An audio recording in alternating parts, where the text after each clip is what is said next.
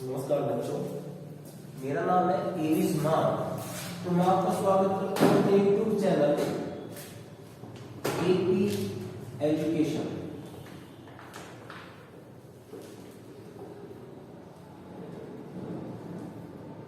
और मैं आपको मैथ पढ़ाऊंगा।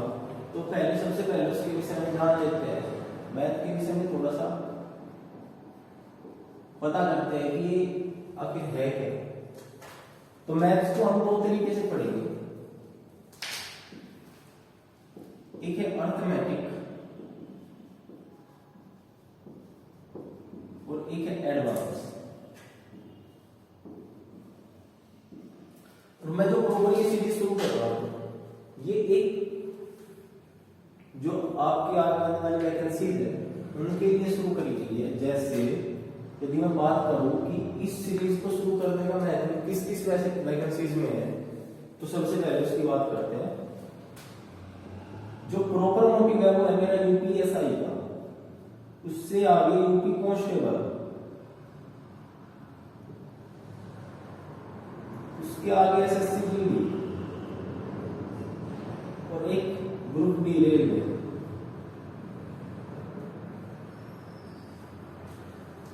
लगभग इन तीनों का पैटर्न सेम है कि इनमें एक दो क्वेश्चन एडवांस से आते हैं, बाकी सब अर्थमेटिक ही है। इसका थोड़ा सा चेंज होता है। चेंज क्या होता है कि इसमें दो तीन टॉपिक अलग से ऐड हो जाते हैं। जैसे सेट, यदि हिंदी में कहें तो समुच्चय, समुच्चय का 100% एक दो क्वेश्चन आता है। एक दूसरी चीज है permutation combination, permutation and combination. Hindi में कहे तो क्रमचय और संचय।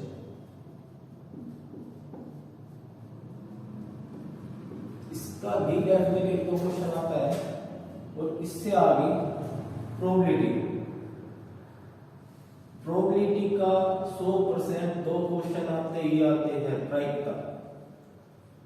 तो इसमें ये इसका यदि दो क्वेश्चन मान के चलो, इसके भी दो और इसके भी दो, तो ये 6-7 क्वेश्चन जो है अलग से ऐड होते हैं सब।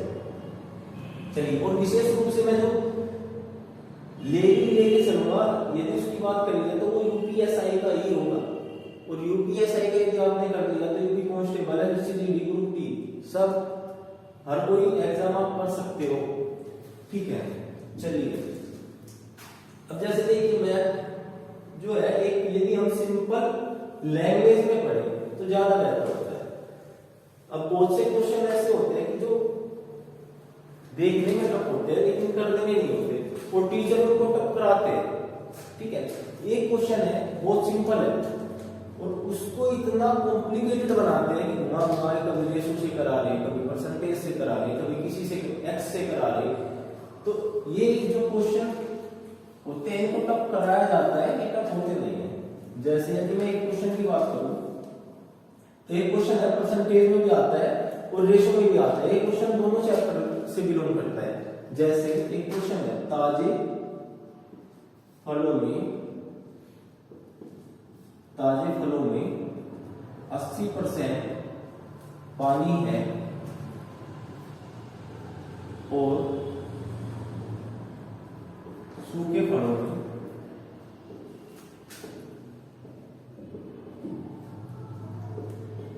20% पानी है। तो 120 किलोग्राम ताजे फलों से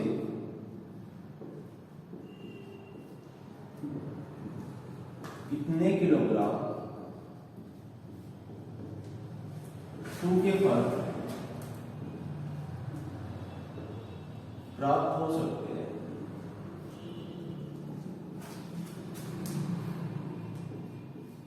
चलिए, क्वेश्चन है कि ताजे फलों में 80% पानी है और सूखे फलों में 20% पानी है, तो 120 किलोग्राम ताजे फलों से कितने किलोग्राम सूखे फल प्राप्त किए जा सकते हैं। ठीक है, अब इस क्वेश्चन को कराने के लिए देखिए बहुत सारे मेथड होते हैं। यदि मैं बात करूं कि परसेंटेज से हो जाएगा, उसके बाद रेशियो से हो जाएगा, लेकिन एक मास्टर फॉर्मूला जो क्रिएट होता है वो क्या है उसके विषय में देखो। हम हमेशा वो चीज लेते हैं जो, देखो अब यदि फर्स्ट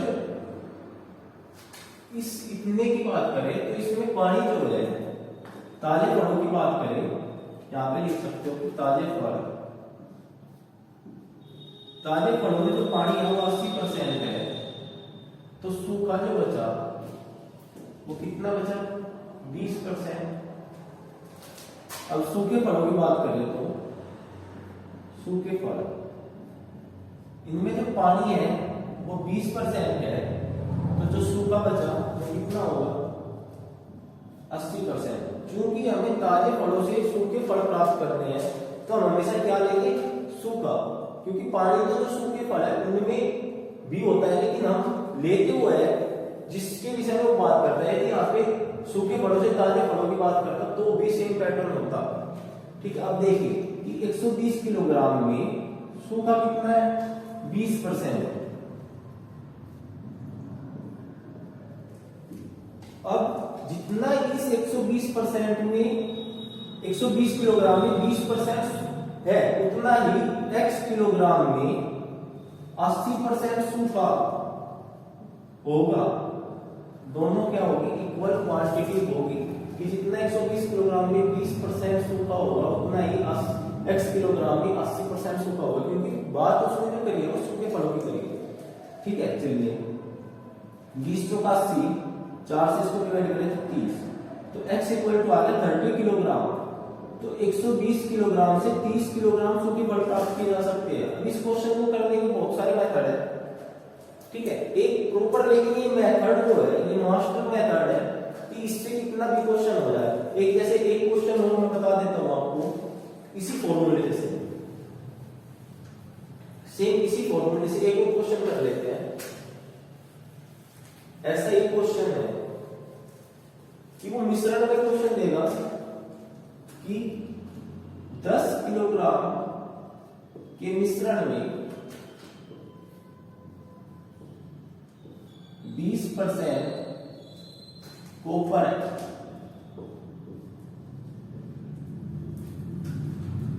तो मिश्रण में कितना कॉपर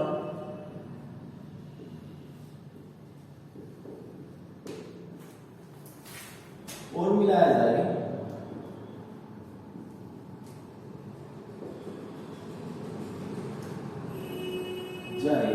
जिससे मिश्रण में 40% कॉपर हो जाए।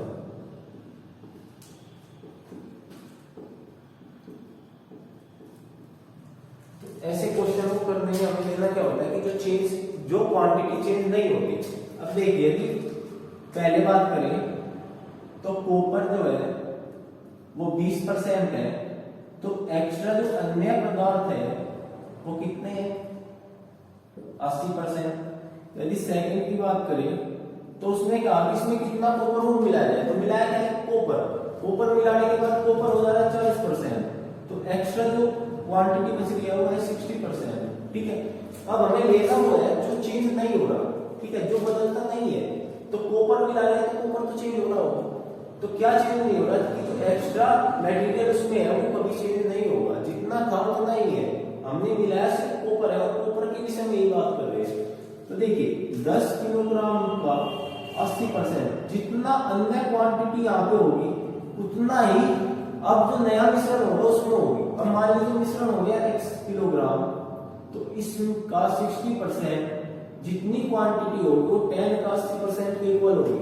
ठीक है, चलिए तो 40/3 इक्वल टू x। यदि x की वैल्यू यहां से फाइंड आउट करें तो लगभग 13.333 समथिंग कुछ करके होगी। ठीक है, तो जो क्वांटिटी कभी 10 किलोग्राम थी वो आज कितनी होगी कि 13.33 किलोग्राम होगी, जो कभी 10 किलोग्राम थी। तो इसमें मिलाया कितना है 3.33 किलोग्राम। ठीक है, अब ये क्वेश्चन बहुत सिंपल है। इस फॉर्मूले से आप कैसा भी क्वेश्चन हो किसी भी टाइप का क्वेश्चन हो, मिश्रण वाला हो, बोर्ड वाला हो, या फिर आपका सूत्रफल वाला हो, आप हर एक क्वेश्चन को आसानी से कर सकते हो। लेकिन इनको कराने के जो हर किसी का अलग अलग मेथड होते हैं, कोई परसेंटेज ले रहा है, कोई रेशियो ले रहा है, लेकिन मैं समझता हूँ कि ये जो मेथड है, मास्टर फॉर्मूला जो है, ये सबसे बेहतर है। क्योंकि यदि 10 क्वेश्चन दिए हुए हैं तो उन 10 के 10 क्वेश्चन को अलग अलग मेथड से करने के बजाय यदि एक मेथड से 10 क्वेश्चन हो जाए तो उससे बेहतर कुछ नहीं होता। ठीक है, अब ये भ्रम जो है कि मैथ बहुत डिफिकल्ट होता है, ये हमें बचपन से ही हो जाता है। और होता कैसे है कि आप लोग स्कूल में गए, स्कूल में जाने के बाद 5वीं 6वीं तक तो ठीक है, उसके बाद जैसे 7वीं 8वीं में आए तो आपसे कोई क्वेश्चन नहीं हुआ और आप क्लास में बैठे हो, आपसे कोई क्वेश्चन नहीं हो रहा, आप क्लास में बैठे हो, तो आप टीचर सामने बोर्ड पे समझा रहे हैं, तो आपने हाथ उठाया कि समझ में नहीं आया सर, तो क्या अरे इतना आसान क्वेश्चन, ये क्वेश्चन समझ में नहीं आया, इतना आसान क्वेश्चन नहीं आया, तो मतलब वहां से कोई एक डर है वो बैठ जाता है कि मुझे मैथ नहीं आ सकता क्योंकि मेरी समझ में इतना आसान क्वेश्चन नहीं आया। उसके बाद ठीक है, जैसे तैसे करके 10th करते हैं, फिर 12th में क्या है कि वो आर्ट्स ले लेते हैं। आर्ट्स लेने के बाद जब वो आगे कंपटीशन की प्रिपरेशन करने के लिए आते हैं, तब क्या होता है, तब हर एक वैकेंसी किसी भी चीज की हो उसमें मैथ्स आता ही है। ठीक है, उसके बाद जाते हैं कोचिंग सेंटर में कोचिंग करने के लिए, चलो भाई कोचिंग करेंगे, वहां नहीं समझ में आया, हो सकता है यहाँ आए, तो जैसे कोचिंग सेंटर में जाते हैं तो अब इसी क्वेश्चन की यदि मैं बात करूं, ये क्वेश्चन आपको बताया, ठीक है, इसको बताया रेशो से, चलिए आपकी समझ में नहीं आया तो आप फिर कहेंगे कि सब समझ, तो जहाँ पे 50-100 स्टूडेंट्स बैठे हुए हैं वहां पे यदि आप पूछ रहे हैं तो पहली तो बात ये कि चलो आप पूछ रहे हैं तो अच्छी बात है, लेकिन उस टाइम पर टीचर कहेगा अरे इतना आसान क्वेश्चन समझ में नहीं आया, तो वहां से फिर चक्कर शुरू हो जाता है। तो ये जो एक माइंड होता है कि मैथ्स जो है हमसे नहीं आता या हम कर नहीं सकते, ये सब एक बकवास बात है। मैथ्स हर कोई कर सकता है, बस खाली आवश्यकता है कि उसको अच्छे तरीके से एक्सप्लेन किया जाए, अच्छे तरीके से समझाया जाए, तो मैथ्स कुछ नहीं है। ठीक है, चलिए अब जो आज मैं स्टार्ट करूंगा वो खाली एक ही चीज है, बिल्कुल बेसिक से लेके चलेंगे। जैसे कि नंबर सिस्टम को यदि मैं शुरू करता हूं, नंबर सिस्टम, तो इसमें फर्स्ट चीज आती है number of zero, number of zeros, इससे स्टार्ट करेंगे। अब नंबर ऑफ जीरोस के जो क्वेश्चन है वो आते कैसे है, एग्जाम में पूछे कैसे जाते हैं, और खासकर मैं यूपीएसआई की बात कर रहा हूँ। यूपीएसआई में नंबर सिस्टम से एक क्वेश्चन डेफिनेट आता है और ज्यादातर चांस रहते हैं कि वो क्वेश्चन जो है रिमाइंडर थ्योरम का हो, क्योंकि रिमाइंडर थ्योरम का जैसे 2017 में एक पेपर हुए थे तो उनमें एक क्वेश्चन था कि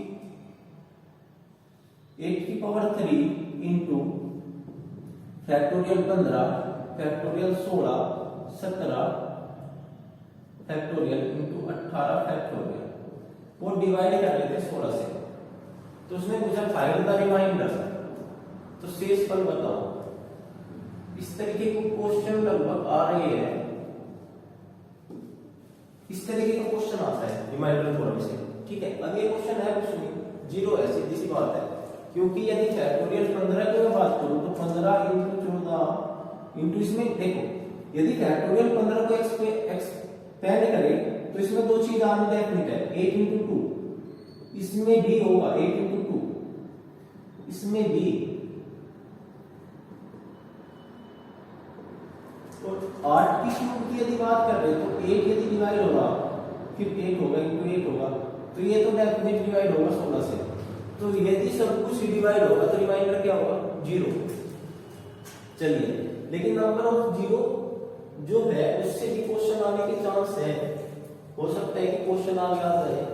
अब पैटर्न को चेंज हो गया एग्जाम के, अब जैसे कि जो एग्जाम हुआ है दिल्ली पुलिस का, उसमें मैथ का जो लेवल था वो एकदम अप कर दिया।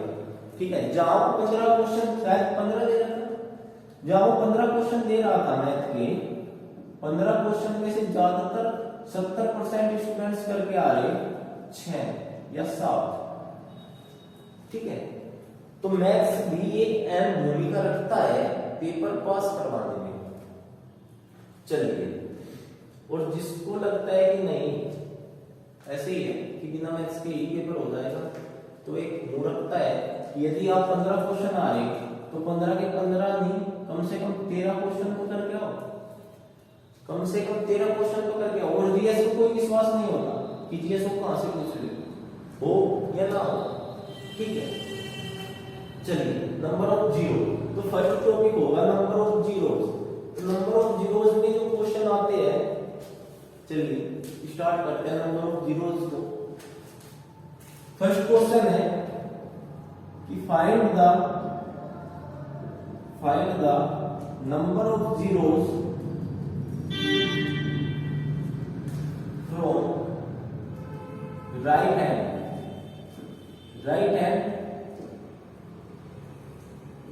हिंदी में दाहिने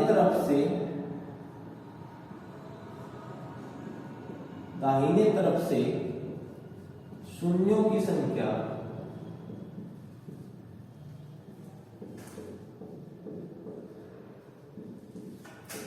ज्ञात करो, ठीक है।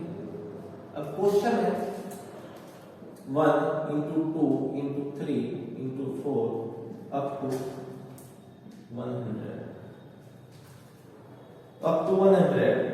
तो पहले जो क्वेश्चन है उनमें कोई भी स्टूडेंट ये ना सोचे कि ये हमने क्यों किया है, क्योंकि जैसे ही तीसरा क्वेश्चन आएगा तो आपका हर एक डाउट क्लियर हो जाएगा। जैसे यदि मैं इसमें नंबर ऑफ जीरोस की बात करूं कि नंबर ऑफ जीरोस कितने होंगे, तो आपको क्या करना है कि 100 को उठाना है और उसको 5 से डिवाइड करना है।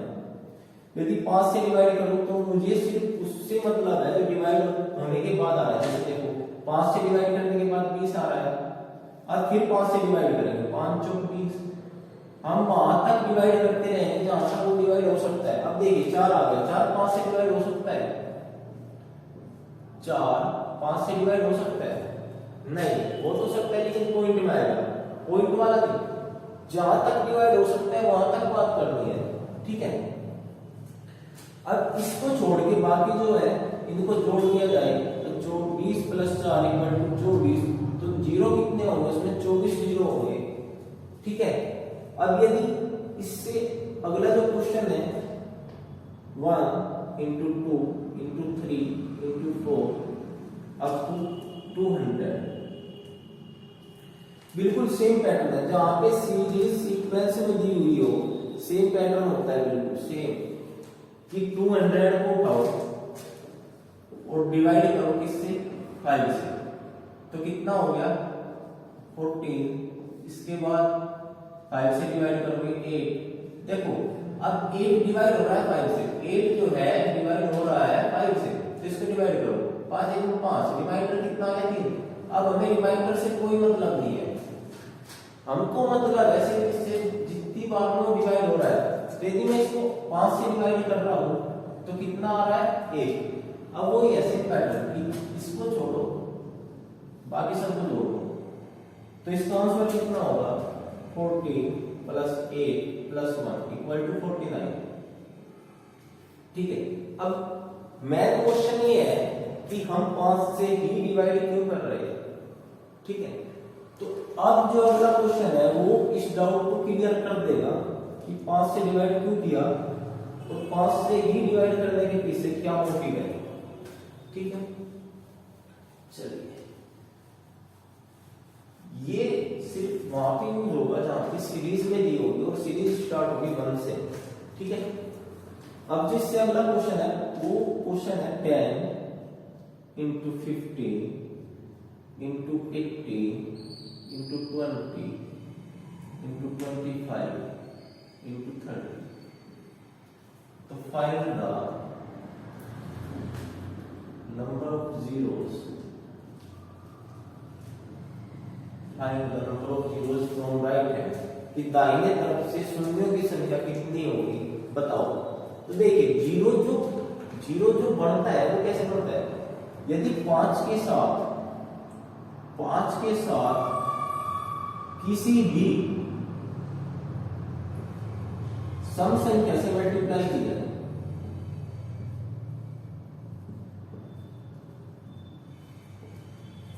सम संख्या से गुणा किया जाए